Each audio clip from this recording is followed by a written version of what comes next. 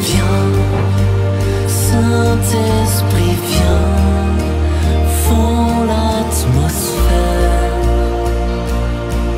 descends sur nous, viens, Saint-Esprit, viens, de ta lumière,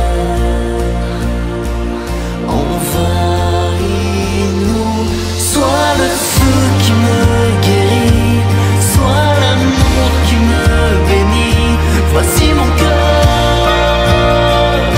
voici mon cœur, viens déverser ta tendresse au milieu de mes faiblesses, je n'ai plus peur, je n'ai plus peur. Mon Dieu agira, oh. Ma vie est entre ses mains, il agira.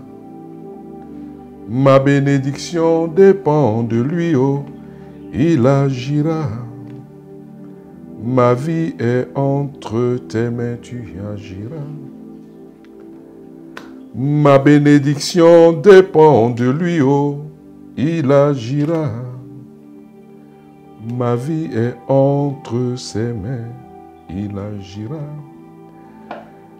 Frères et sœurs, nous vous saluons dans le nom de notre Seigneur et Sauveur Jésus-Christ, notre Seigneur, le ressuscité, celui qui nous donne autant de joie au point de chanter, C'est une grâce que nous avons aussi demandé au Seigneur, une grâce, la grâce du chant, un ministère de la prédication accompagné de chants. Priez pour moi, pour que le Seigneur puisse m'accorder cette grâce. Donc aujourd'hui, j'ai commencé quelque chose. Il agira dans ma vie en 2023. Il agira. Je vous salue dans le nom de notre Seigneur, je l'ai dit. Nous avons fêté hier une belle fête, une fête qui nous a fait revivre ce grand moment de notre foi, cette étape importante de la vie de tout homme. Dieu qui se donne, Dieu qui meurt sur le bois de la croix, Dieu qui se fait malédiction pour que toi et moi, nous soyons bénis. Quelle grâce, quelle grâce. C'est le sommet de l'année liturgique, de faire comprendre à l'homme cet amour fou du Père, cet amour sans limite du Père. J'aime bien le titre de ce livre de Sœur Emmanuel qui parle de l'extrême miséricorde. L'extrême miséricorde. Alors qu'il sait que toi et moi, nous sommes des pécheurs, il se donne pour nous sauver. C'est un message fort, que tout homme doit accueillir dans un cœur d'enfant, un cœur humble, Et nous finissons cette grande étape et nous rentrons dans un grand moment de l'Église, la préparation pour accueillir celui que le Seigneur nous a promis aussi avant de partir. Le Seigneur Jésus-Christ a promis. Il a promis. Il dit, il est avantageux pour vous que je m'en aille, car si je ne m'en vais pas, le Paraclet ne viendra pas. Alors, le Paraclet, c'est le Saint-Esprit. Le Saint-Esprit qui a été donné, le Saint-Esprit qui va nous accompagner, qui est l'aide, qui est notre avocat, le consolateur. Le Seigneur dit une chose importante, il dit, il est avantageux pour vous que je m'en aille. Alors, nous ouvrons la page de la préparation, l'étape de la préparation pour accueillir le Saint-Esprit. C'est un autre événement fort de l'Église, la Pentecôte. Il faut préparer toutes choses. C'est ça, l'enseignement que nous devons donner aux fidèles. Nous avons une belle Église. Quand j'entends des personnes qui hésitent encore, mais la responsabilité, c'est nous-mêmes, nous les chrétiens. Le monde attend la révélation des fils de Dieu. Voilà, il faut qu'on vous enseigne, il faut qu'on vous fasse rentrer dans les mystères. Lorsque moi je me retrouve en train d'enseigner, je suis tout heureux parce que le mystère est grand. Il est grand, ce mystère. Le mystère que le Seigneur nous laisse. Et nous devons, nous enseignants, parler au peuple, mais que le peuple aussi écoute dans un cœur simple.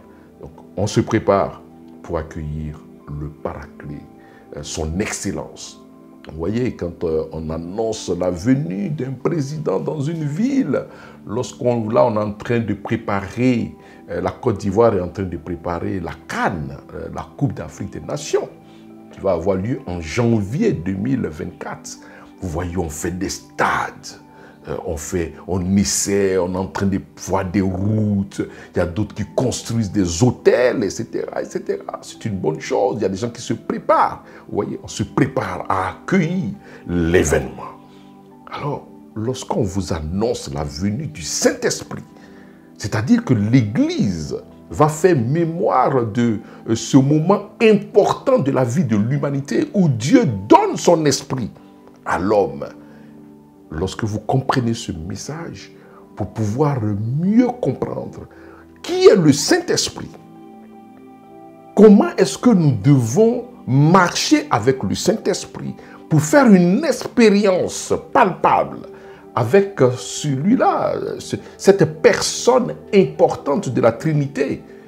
On parle de la troisième personne importante, pas dans l'ordre de la graduation, c'est-à-dire qu'en termes d'importance, celui-là est plus important que celui-là. Non, non, ça ne se passe pas comme ça dans la Trinité. Un seul Dieu en trois personnes. C'est un mystère qui est grand. Comment connaître le Saint-Esprit? Comment l'accueillir? Comment marcher avec lui? Marcher sous l'impulsion du Saint-Esprit. Il faut préparer cela. Alors, au niveau de la communauté catholique à Compassion de Jésus-Christ, il y a cette marche juste après Pâques, et c'est cette page qui s'ouvre aujourd'hui avec le premier enseignement que j'ai l'honneur, être serviteur de Dieu, c'est un honneur que Dieu nous fait de donner cet enseignement aujourd'hui pour préparer les cœurs, pour préparer notre vie, pour voir comment est-ce que nous devons marcher pour accueillir le Saint-Esprit. Alors, il y aura une série d'enseignements jusqu'à la date prévue pour ce grand jour, la fête, la Pentecôte. Il y aura donc des enseignements, c'est-à-dire la marche de 7 semaines, pour préparer cette grande fête, cette grande rencontre. Et aujourd'hui, votre serviteur, Ndri Pierre Claver, de la parole, berger général de la belle communauté catholique à Compassion de Jésus-Christ. Je vais donc donner cet enseignement qui est un enseignement fort tiré du livre de Jean, chapitre 15, verset 5.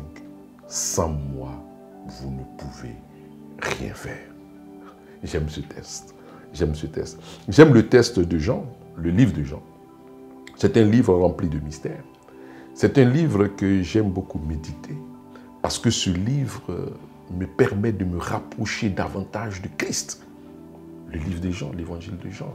Lorsque je commence l'évangile de Jean, au commencement était la parole. La parole était au commencement auprès de Dieu. La parole était Dieu. Toutes choses ont été faites par elle, et rien de ce qui a été fait n'a été fait sans elle. Lorsque je rentre dans ce mystère, après lorsque on parle de la rencontre de Jésus avec les disciples de Jean, quand on dit qui es-tu, on pose la question à Jean. Je ne suis pas le Messie, je ne suis pas le Christ. Ce dialogue, c'est tellement beau. Le livre de Jean, c'est un livre rempli de mystères, avec la rencontre de Jésus avec Nicodème, renaître de nouveau, la rencontre avec la Samaritaine, qu'est-ce que je vais dire des noces de Cana, ils n'ont plus de vin. C'est un livre, c'est un beau livre. Je voudrais vraiment inviter les chrétiens à aimer la parole de Dieu. À aimer la parole de Dieu. Nous devons aimer la parole, chers frères et sœurs. Nous devons aimer la parole. Nous devons méditer la parole de Dieu. Le drame de ce monde vient de ce que nous avons négligé ces outils, ces instruments que le Seigneur nous a laissés pour pouvoir nous rapprocher davantage de lui, prendre notre responsabilité, parce que Dieu nous a donné dans le livre de la Genèse cette grande mission d'être les administrateurs de la création. Mais nous avons négligé la parole. Retournons au commencement pour parler un peu comme le Seigneur qui le disait un peu, il n'en était pas ainsi au commencement, lorsqu'il lui posait la question dans le livre de Matthieu sur tout ce qui concernait le mariage. Moïse nous a demandé, voilà, il le dit, il n'en était pas ainsi au commencement. J'aime bien. Donc retournons au commencement, méditons la parole de Dieu. Et nous allons rentrer en profondeur avec ce test de Jean, un beau test. Sans moi, vous ne pouvez rien faire. Alors, on va faire un exercice. Je vais vous demander de prendre votre Bible et puis nous allons lire le livre de Jean, chapitre 15. Nous allons commencer à partir du verset 1er. Le verset 1er jusqu'au verset 5, ça va nous permettre de mieux comprendre le texte que nous allons partager tout à l'heure. Je lis la parole de Dieu. Évangile de Jean, chapitre 15, verset 1er. Je suis la vraie vigne et mon Père est le vigneron.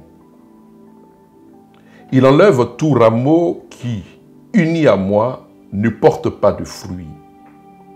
Mais il taille, il purifie chaque rameau qui porte des fruits pour qu'il en porte encore plus. L'enseignement que je vous ai donné vous a déjà rendu pur.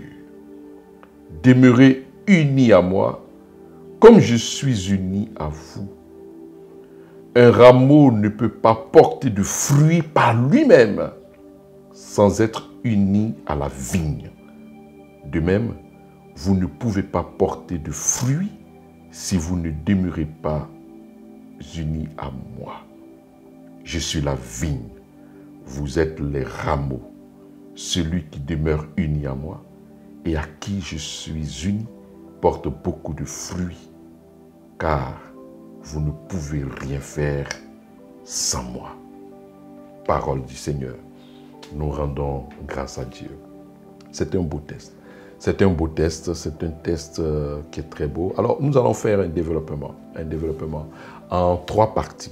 Dans la première partie, je vais nous parler du choc de cette parole pour notre civilisation, qui accueille cette parole comme un choc. Un choc. On va en parler tout à l'heure.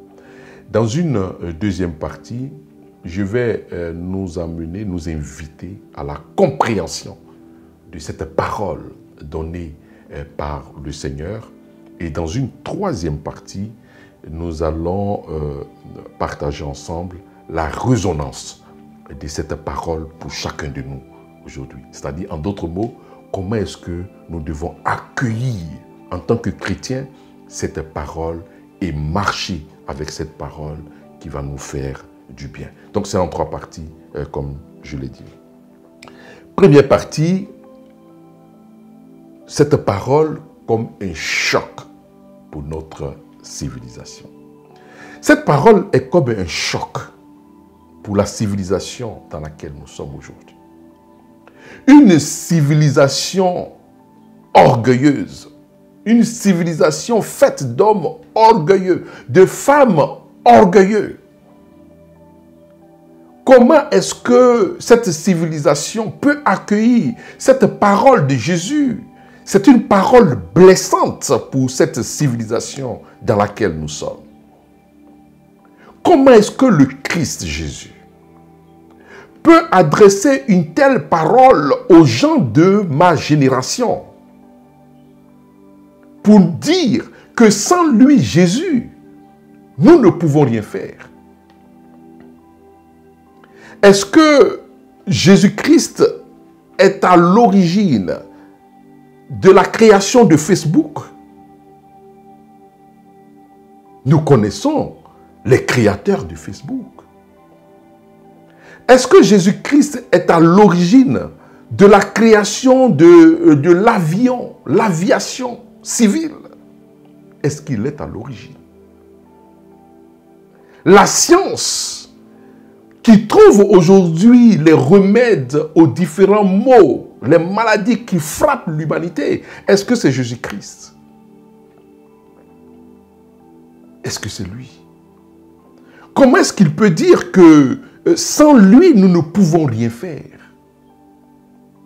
Est-ce que le Christ est une fois parti à Dubaï pour voir ces grandes tours, expression de la démesure?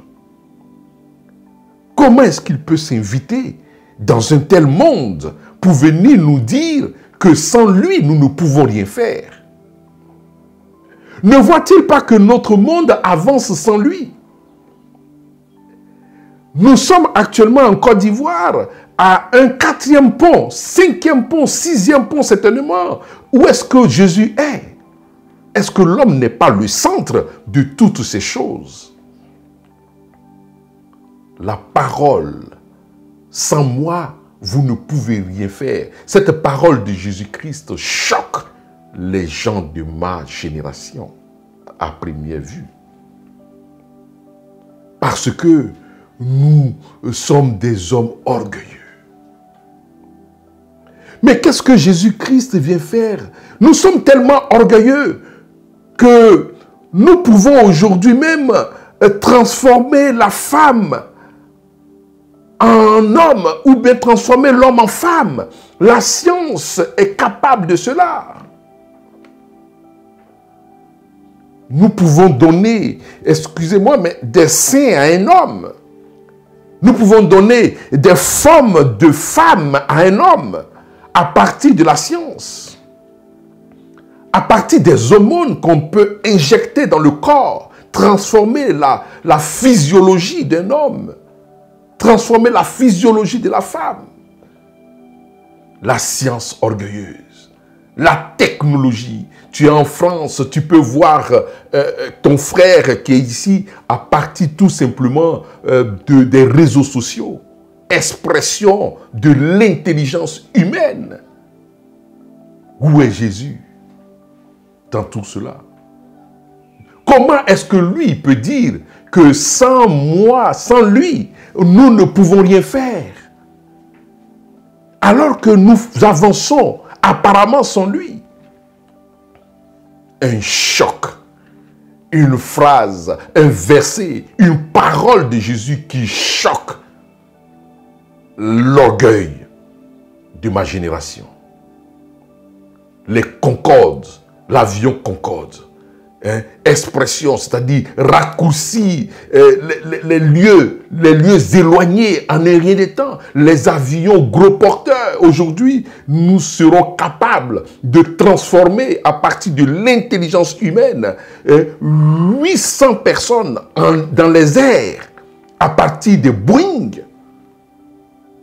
La démesure, l'intelligence qui n'a pas de borne, l'intelligence humaine qui transforme la nature brute pour lui donner la configuration selon la volonté humaine. Où est Jésus dans cela? Comment peut-il s'inviter dans un tel monde pour venir nous dire que sans lui, nous ne pouvons rien faire? Ne constate-t-il pas que nous avançons sans lui? Un choc de cette parole pour ma génération, à première vue. À première vue. Et je me rappelle de cette parole de ce pasteur. Ce pasteur qui avait vu un monsieur qui avait un champ, avait une plantation très vaste, très vaste. Et ce monsieur qui reçoit une parole du pasteur qui lui dit, mais vous êtes béni, vous êtes un homme béni par Dieu. Regardez les fruits qui sortent de votre champ, c'est le signe de la bénédiction.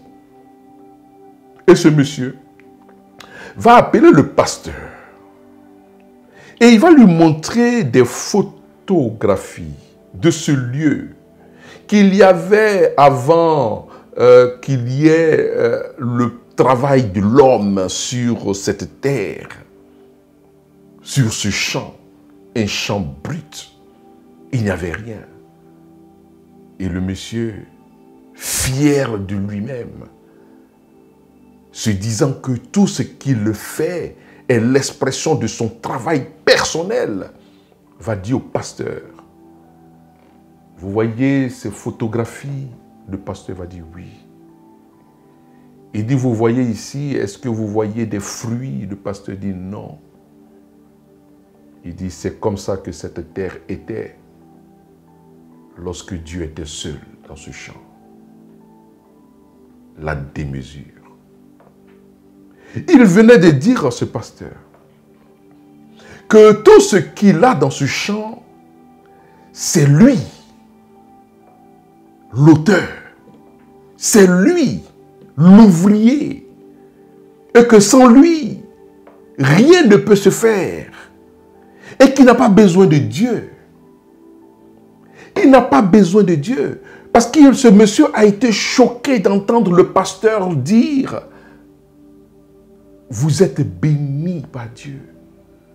Parce que pour lui, ce champ, ou du moins cette parcelle n'était rien, c'était une parcelle nue, sans fruits. Et qu'aujourd'hui, s'il y a des fruits là, c'est le fruit de son travail, l'effort que lui, il a envoyé, il a apporté sur cette terre, il a travaillé dur pour l'avoir. C'est cela, le choc de cette parole pour les gens de ma génération. Jésus-Christ qui adresse une parole choque beaucoup de personnes dans ma génération. Sans moi, vous ne pouvez rien faire. C'est une parole qui est difficilement acceptable dans un monde qui se caractérise par l'orgueil, la démesure, au point d'avoir une expression outrancière de la liberté. La liberté. Dans certains pays, on ne peut plus, on doit choisir son sexe. Le mâle, femelle, non. L'homme, mâle et femelle, il est cria. Non. Je dois choisir mon sexe dans certains pays. Expression de la démesure. Le rejet de cette parole de Jésus. Sans moi, vous ne pouvez rien faire.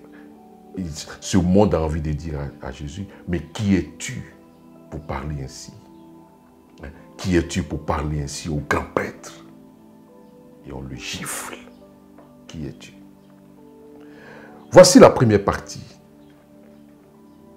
que je voulais développer avec vous. Ce monde orgueilleux, ce monde avec les gratte-ciel, ce monde qui transforme tout, le monde de la science qui est capable de guérir les maux, ce monde qui choisit le sexe, orientation sexuelle comme ce monde le veut. Femme, femme se marie, homme, homme se marie. Comment dans un tel monde qui expulse Dieu, Jésus-Christ peut venir nous adresser une telle parole? Sans moi, vous ne pouvez rien faire. Nous attaquons le point numéro 2. Comment est-ce que nous devons comprendre cette parole de Jésus? Comment est-ce que nous devons approcher cette parole de Christ qui nous dit que lui, il est la vigne et son père est le vigneron. Il nous compare nous aussi au sarment. C'est-à-dire cette relation, cette collaboration, cette intimité qu'il y a entre le Créateur et la créature, qui ne doit pas en principe se défaire. C'est de cela que le Seigneur est en train de nous parler, à partir déjà de cette image. Et il dit, sans moi, vous ne pouvez rien faire. Mais avant de le dire, il dit, car sans moi, vous ne pouvez rien faire. Il y a un livre que j'aimais, je vous en ai parlé un peu rapidement, en début, ne serait-ce que par le titre. Extrême miséricorde. Non, Judas, il n'est pas trop tard, de Sœur Emmanuel. Et dans ce livre, il y a une parole que j'ai aimée. Il y a une approche, une analyse faite par cette sœur qui a écrit Extrême miséricorde. Et elle dit, non, Judas, il n'est pas trop tard. Dans ce livre, elle pose une question. Elle dit, chiffonnier du Caire, d'où te vient ta joie? Riche d'Europe, comment comprendre ton amertume? C'est une phrase qui m'interroge déjà. C'est-à-dire que vous avez les chiffonniers du Caire. Ce sont des gens qui vivent dans une extrême pauvreté. Et Sœur Emmanuel constate que les chiffonniers du Caire, ces personnes qui avaient tout pour se plaindre, tout pour être malheureux. Elle dit, mais chiffonnier du Caire, ta joie, cette joie que je constate, ce sourire qui ne quitte pas ton visage, comment est-ce que moi je peux comprendre cela? Et puis Sœur Emmanuel, qui est une Européenne, regarde la vie en Europe et puis elle dit, riche d'Europe, comment comprendre ton amertume? Cela veut dire quoi? Cela veut dire que déjà, nous pouvons comprendre que la richesse n'est pas le moyen du bonheur. Le moyen du bonheur, ce n'est pas la richesse. Les gratte-ciel, les développements que nous constatons, que nous voyons, les ponts par-ci, par-là, en Europe, en Occident, les ponts qui ont toutes sortes de formes, les immeubles qui poussent avec l'ingéniosité des architectes qui brillent par leur intelligence en donnant des formes cubiques ou des formes arrondies à certaines constructions. Lorsque nous voyons aujourd'hui la tour F qui est en train de s'édifier en Côte d'Ivoire, mais quelle beauté, quelle joie que nous avons de voir cette intelligence de l'homme s'exprimer ainsi. Lorsque vous allez en Europe, vous voyez des lacs artificiels, vous voyez toutes ces choses qui se font, vous voyez que l'homme est d'une intelligence. Mais alors, comment on peut comprendre que dans un tel monde, il y ait une augmentation selon l'OMS, l'Organisation mondiale de la santé? Comment comprendre ce contraste qu'il y a entre ce monde qui nous offre l'apparence de la richesse, la démesure? Quand vous partez à Dubaï, comment vous pouvez comprendre que dans un tel monde, d'une beauté extérieure, ceux qui y vivent soient en réalité, excusez-moi, mais des malades? Comment vous pouvez comprendre cela? Comment on peut comprendre ça?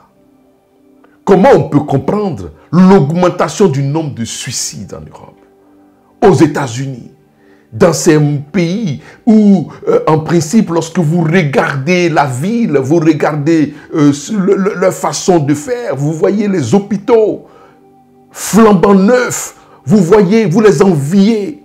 Comment comprendre l'augmentation du nombre de suicides? Sigmund Freud, ce psychanalyste, hors pair, qui a laissé à la science des travaux immenses, a écrit un livre. Le titre de ce livre me parle. Malaise dans la civilisation. Comment comprendre? Comment comprendre un monde qui avance, un monde qui trouve, c'est-à-dire la science qui se développe. Aujourd'hui, je n'ai pas besoin forcément de me déplacer pour voir ma sœur qui est quelque part dans un pays européen. Il suffit simplement d'avoir un réseau social qui offre cette option et puis elle et moi, nous nous parlons directement. Presque en temps réel. Je la vois, elle me voit. Comment comprendre? Tout dernièrement, excusez-moi, j'ai vu même un développement qui a été fait par un Asiatique. Les hommes il aura la possibilité, selon cette science, j'ai regardé, j'ai rigolé un peu, mais à partir de matières faites en silicone, comment est-ce que vous pouvez être à distance? À partir de votre téléphone, vous allez pouvoir, c'est-à-dire ils vont rétrécir la distance. Si vous avez votre femme qui est en Europe et que vous êtes ici, ils ont fabriqué cela, vous aurez la possibilité de vous embrasser à distance à partir d'une matière en silicone qui va générer pratiquement la chaleur à partir du Bluetooth. C'est une ingéniosité, c'est la science qui se développe. Mais comment comprendre que dans un tel monde où les gens ont une telle intelligence, comment comprendre l'augmentation du nombre de suicides? Comment comprendre le malaise dans une telle civilisation? Il y a autre chose, au-delà des biens, au-delà de ce que nous avons. Et déjà, il y a un philosophe qui a une phrase qui est célèbre aujourd'hui, Rabelais, qui nous parlait de quoi? Il nous dit « Science sans conscience est ruine de l'âme. » Science sans conscience est ruine de l'âme. C'est-à-dire que si vous avez une science qui ne se préoccupe pas de l'acceptabilité morale des découvertes scientifiques, il dit c'est une ruine de l'âme. La ruine de l'âme. L'argent ne fait pas tout. Le matériel ne caractérise pas le bonheur.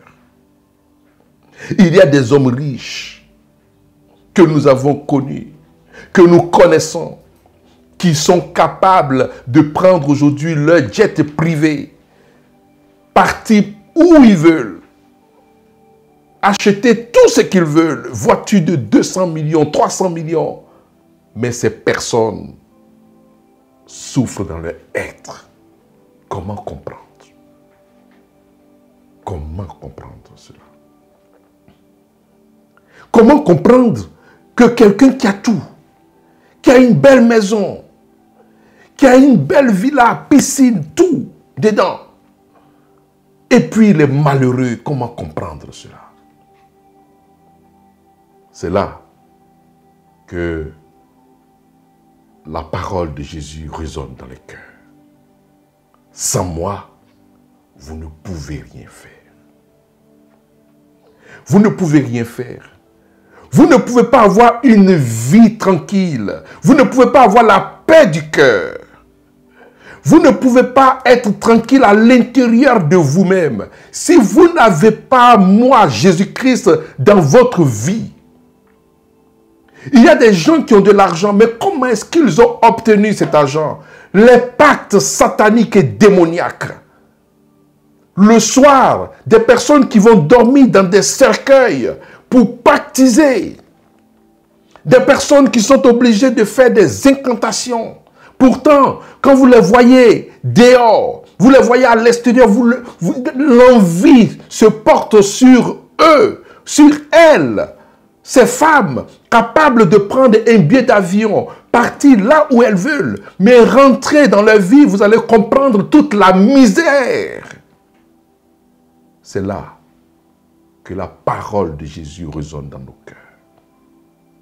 Sans moi, vous ne pouvez rien faire. Sans moi, vous ne pouvez pas avoir cette paix. La paix intérieure. La paix qui est le prolongement prolongement de ce que Jésus-Christ nous demande de faire dans ce monde. Aimer les autres.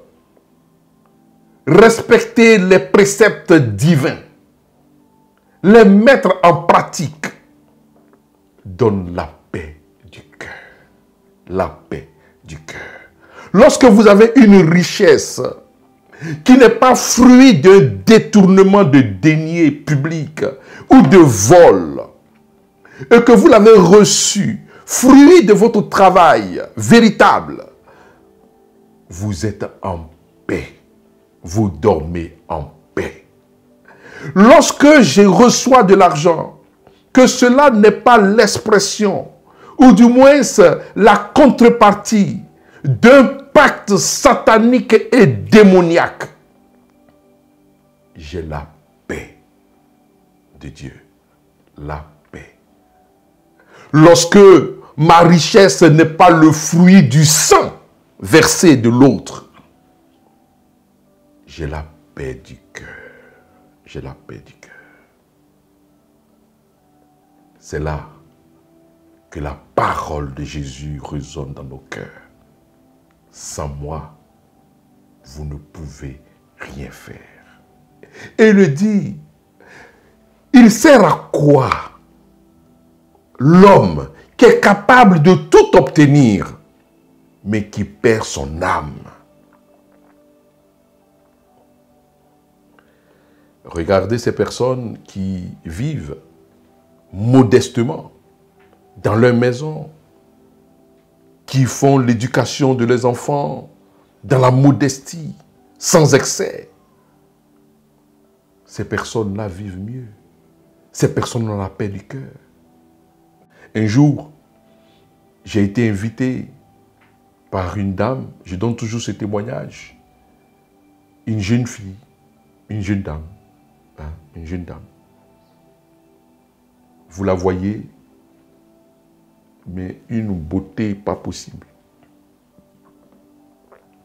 En ce moment, il y avait, je ne vais pas faire de publicité, mais il y avait un véhicule qui avait vraiment un coût à Abidjan. Lorsque vous roulez cette voiture, on sent que vous avez une fortune immédiatement. Parce que si vous n'avez pas l'argent, vous ne pouvez pas rouler cette voiture. Et cette sœur vient et m'invite. Et nous allons ensemble. Nous allons manger, prendre un repas. Et cette sœur, avant de manger dans ce restaurant luxueux, elle s'est rendue compte parce que quand on a déposé le repas, je lui ai dit, attends, on va prier. Et j'ai senti qu'elle était un peu gênée. Parce que pour elle, écoute, dans ce lieu, ce sont des VIP. J'ai dit, on va prier. Et je fais une... C'est-à-dire, quand c'est comme ça, vous faites le signe de croix avec beaucoup de parce que vous voulez montrer que Jésus est là. Il est là. J'ai fait le signe de croix, tout doucement. Pas comme on va rapidement comme ça. Non. J'ai fait le signe de croix. Et puis, je priais et nous avons mangé. Et quand on a fini de manger, cette sœur va me poser une question qui va m'intriguer. Elle me dit, lorsque tu me regardes, je vais te poser une question. Mais sois sincère. J'ai dit, vas-y. Elle me dit, lorsque tu me regardes, est-ce que tu penses que je suis heureuse? Elle me pose cette question. Une question qui m'intrigue. Je dis, mais naturellement, là où tu m'as invité, j'ai regardé la carte, le dessert, quand même, j'ai vu le prix. Le plat de résistance, j'ai vu le prix. Mais on avait commencé aussi par l'entrée, sans compter quand même l'accompagnement qui va avec, ce beau repas. Je pense que vous êtes heureuse. Et elle va me regarder droit dans les yeux et me dire, je ne suis pourtant pas heureuse. Et elle va me parler de sa vie. Voici des réalités. Cette parole de Jésus, sans moi, vous ne pouvez rien faire, résonne dans le cœur de cette sœur. Elle a tout. Elle a un sac, je ne vais pas faire de publicité, mais tout le monde connaît ce sac, qui coûte très cher. Elle avait ce sac. Lorsque nous nous sommes assis, ce sac a été posé à côté, imposant déjà par la marque, qui se laisse voir sur le tissu, le cuir qui accompagne. Comment une telle femme qui ne paye pas le restaurant avec des billets de banque, mais avec des cartes bancaires, comment elle peut me poser la question de savoir si elle est heureuse et de me répondre qu'en réalité, elle n'est pas heureuse. Sans moi, vous ne pouvez rien faire. Ce monde en guerre, ce monde en guerre, l'homme qui fabrique des armes de sa propre destruction, transformer le sexe naturel, se marier, homme-homme, femme-femme, alliance contre nature, sous prétexte d'une liberté outrancière. Comment nous pouvons exprimer un malaise parce que nous avons mis Dieu à côté? Il nous dit pourtant, sans moi, vous ne pouvez rien faire. Retournons donc au commencement. Retournons au commencement parce que sans Jésus-Christ, sans Dieu, c'est en vain que nous sommes en train de bâtir. Si le Seigneur ne bâtit, celui qui bâtit, bâtit en vain. Vous voyez ce chant, ce beau chant? Ce beau chant. J'ai dit, j'ai demandé la grâce du chant. Peut-être que je l'ai obtenu, peut-être, je ne sais pas. Si le Seigneur ne bâtit, celui qui bâtit, bâtit en vain. Si le Seigneur ne bâtit la maison, celui qui bâtit, bâtit en vain. Si le Seigneur n'est pas à l'origine, il n'est pas à l'origine, vous ne puisez pas, l'humanité ne puise pas dans les préceptes divins pour avancer. C'est en vain que l'humanité est en train d'avancer. Si un peuple ne puise pas dans l'amour que Dieu nous offre pour avancer, pour les programmes, c'est en vain que nous sommes en train d'avancer. Nous faisons ce qu'on appelle un développement d'illusion. Le monde doit retourner au commencement. Il n'y a pas de choix. L'intelligence, c'est-à-dire l'observation des choses, c'est-à-dire l'observation de l'histoire, scrutons un peu l'horizon, mais plongeons-nous dans l'histoire, nous comprenons que lorsque l'humanité a toujours placé Dieu à côté, nous allons ressembler aux habitants qui ont construit cette tour de Babel. Babel. L'humanité n'a pas le choix. Nous sommes obligés de retourner à Dieu. C'est en lui que nous devons puiser. C'est en Christ que nous devons prendre la force, notre intelligence pour avancer. On n'a pas le choix. On On n'a pas le choix. Le monde avance, et puis après, eux-mêmes, ils trouvent que ce que nous sommes en train de faire n'est pas bien, et ils trouvent encore d'autres expressions pour revenir à ce par quoi ils devaient en principe commencer s'ils avaient tout puisé en Dieu. Hier, je lisais des textes anciens. Je voyais même qu'aux Nations Unies, des fois, lorsque des orateurs finissaient, ils disaient que Dieu nous aide. Il y avait des traités qui étaient terminés par l'expression, par la grâce de Dieu, nous allons arriver à les appliquer. Mais au nom d'une certaine laïcité, au nom d'une certaine forme de pensée, on a expulsé Dieu de notre monde. Et voici comment est-ce que l'humanité va mal. Non, les gens ont l'illusion de croire que notre humanité va bien à cause de ces choses matérielles, c'est-à-dire ces gratte-ciels. Mais le bonheur ne peut pas se trouver dans ces gratte-ciels. Sinon, le nombre de suicides n'allait pas augmenter. En Europe, en Afrique. Mais lorsqu'on a mis Dieu à côté, c'est pourquoi la résonance, la troisième partie de ce texte, doit résonner dans notre cœur. Nous devons nous approprier l'expression, ou du moins la parole. Sans moi, vous ne pouvez rien faire. Sans moi, vous ne pouvez rien faire, c'est inviter Dieu dans ce que nous faisons. Sans moi, vous ne pouvez rien faire, c'est inviter Dieu dans tout ce que nous avons comme programme, la santé, l'éducation de nos enfants. Regardez l'amour exagéré de l'argent.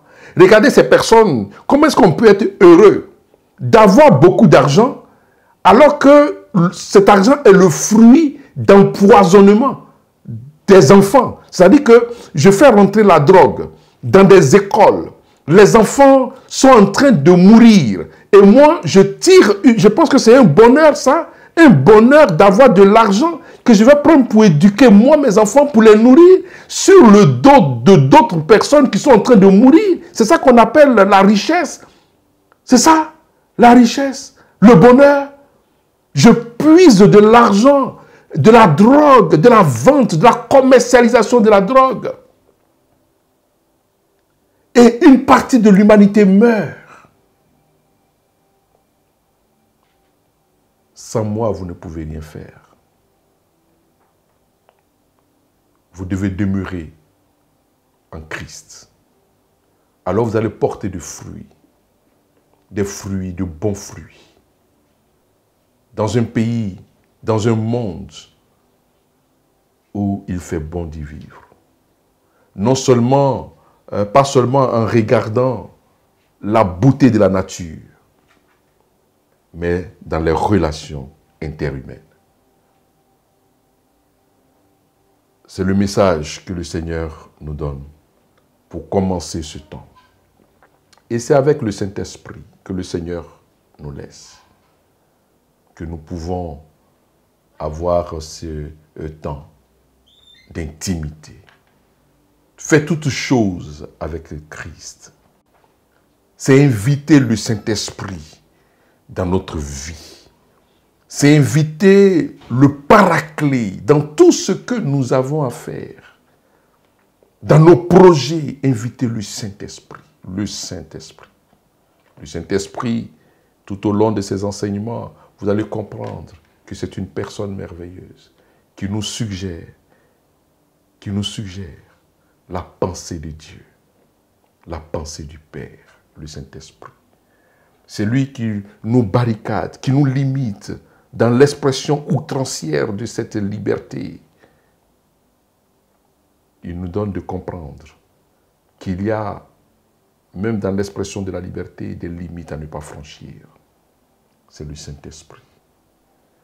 C'est le Saint-Esprit qui nous donne la juste dimension de l'amour pour le frère, pour la sœur, et qui refuse que tu puisses utiliser ta position pour primer l'autre, pour blesser l'autre, c'est le Saint-Esprit. C'est le Saint-Esprit qui te rend capable d'être un homme, une femme, respectant l'autre, peu importe sa situation sociale. C'est le Saint-Esprit qui est capable de transformer ta vie, de mettre au cœur de ton existence ce programme d'aider la veuve et l'orphelin. C'est le Saint-Esprit. C'est le mouvement que le Seigneur veut provoquer en nous.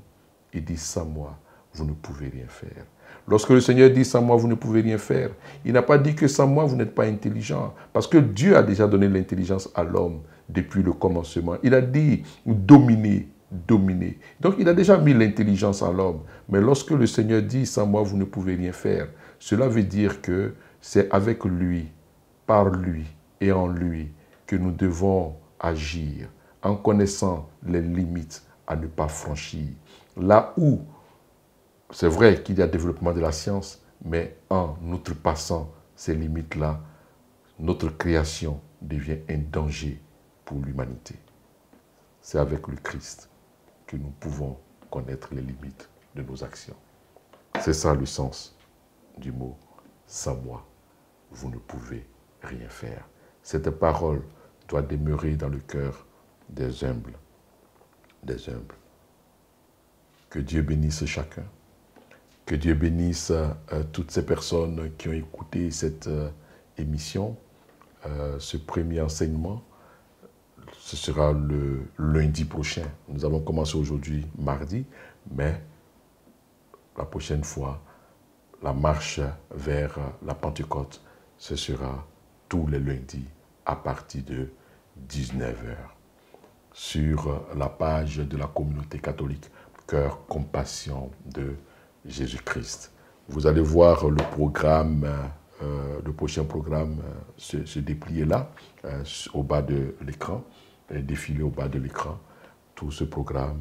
Et puis nous allons nous retrouver le jour J, lundi de Pentecôte, dans cette belle église à Adjamé, Saint-Michel d'Adjamé. Il faudra déjà commencer à nous préparer. Il y aura une dame, une invitée, notre sœur chantre. Non, elle n'est pas chantre, mais ce jour-là, elle va émerveiller le public, l'assemblée de prière ce jour-là. Je vais dévoiler le secret. Elle s'appelle Nash. Nash. Nash. Tu ne t'es pas trompé, c'est la même Nash que tu connais.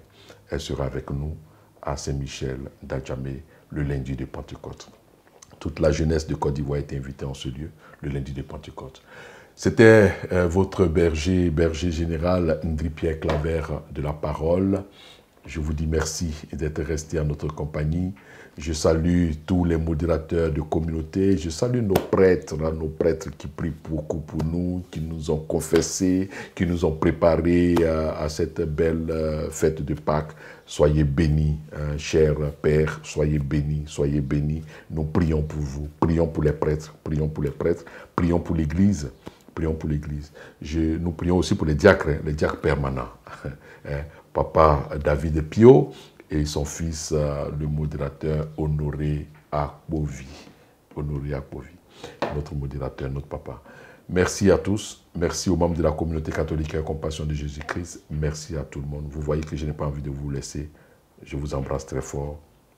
À très bientôt. Je vous aime. Viens, Saint-Esprit, viens.